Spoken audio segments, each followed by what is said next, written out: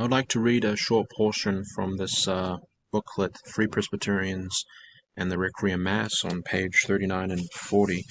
The booklet presents an excellent case that it's always been the historic Protestant view and practice to regard the Roman Catholic Mass as idolatrous and should be completely avoided. You can't even attend the Mass because you'd be celebrating in idolatry in some sense. Right? The Apostle Paul speaks of fleeing from idolatry. Don't stand close to it. Don't promote it in any way. It is idolatrous. So the Free Presbyterian Church of Scotland basically writes this section that the Mass, it is the worst kind of idol and idolatry.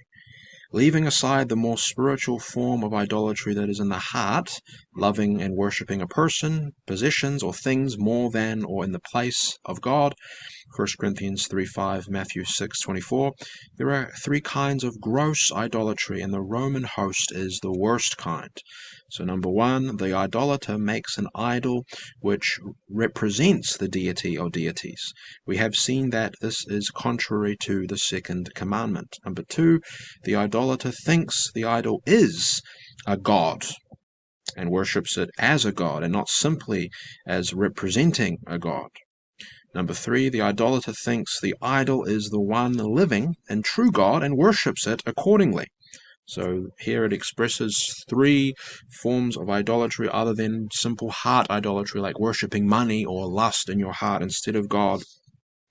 There is the idea that the idol, the statue or icon, represents the deity that you're worshipping, but it isn't actually the deity. The second one is that it actually is the deity, this man-made thing in your hand. And lastly, the idea that you're worshipping the one true God through the idol, right? Or the idol is the one true God in some sense. So it goes on, many heathen idolaters have never thought that the idol that they worship is actually the God that they are worshipping. They have viewed the idol as a representation of their God and merely an aid to devotion. The Romanists use pictures and images to help them in their worship, contrary to the second commandment.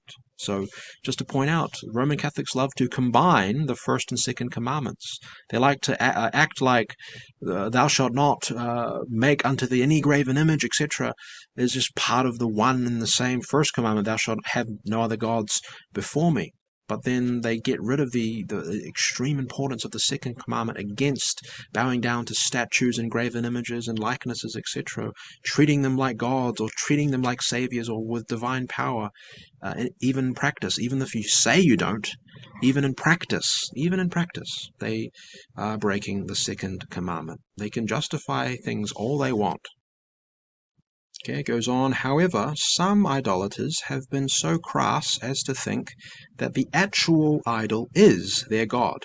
Some Romanist theologians have come very close to this sort of thinking in their statements on worship afforded to images. For example, that because a picture of Christ represents the true Christ, then the worship given to the picture must be identical to the worship given to Christ himself.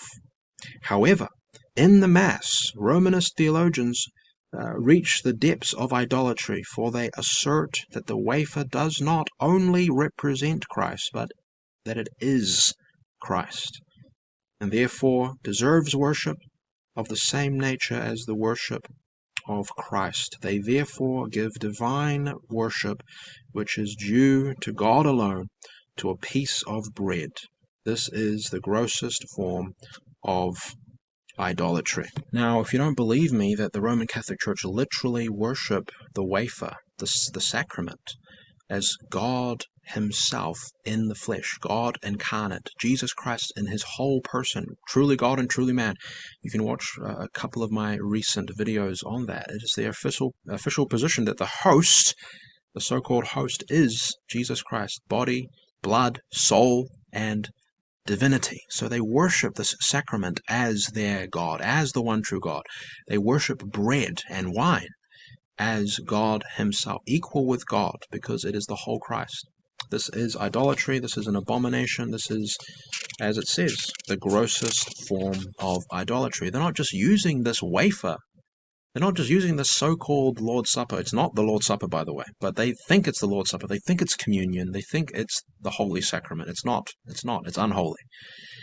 They take this. It's not just an aid. It's not just for edification or being blessed and edified by God and His Word and His promises, as the presence of Christ, but it is Jesus Christ. It is worshipped. It's not just an aid like an image, but it's worse. It's far worse, and that's the point that the Free Church, the Free Presbyterian Church of Scotland, is making here. God bless you.